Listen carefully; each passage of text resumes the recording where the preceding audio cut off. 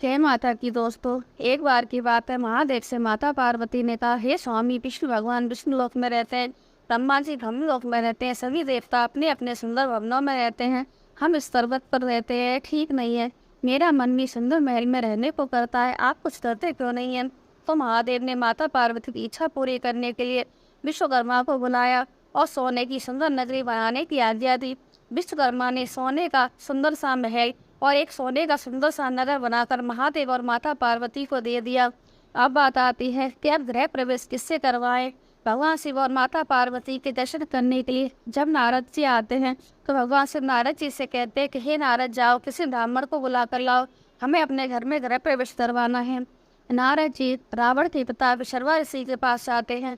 विशर्वा ऋषि के पास उनकी पत्नी कैकसी बैठी होती हैं। नारद जी विशर्वा ऋषि से कहते हैं कि हे ऋषि, आपको भगवान शिव ने गृह प्रवेश के लिए बुलाया है।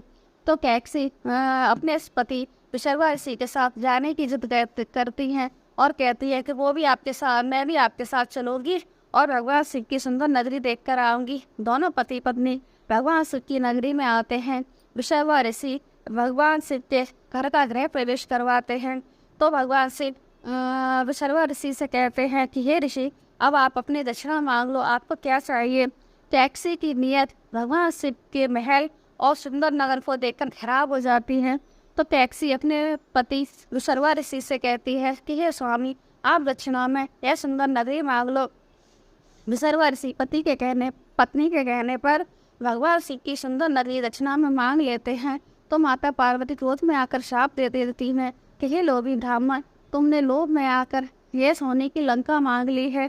जाओ, मैं शाप देती हूँ, एक दिन यह लंका आग में जलकर भस्म हो जाएगी और इसके साथ साथ तुम्हारा सारा वंश भी इसमें खत्म हो जाएगा।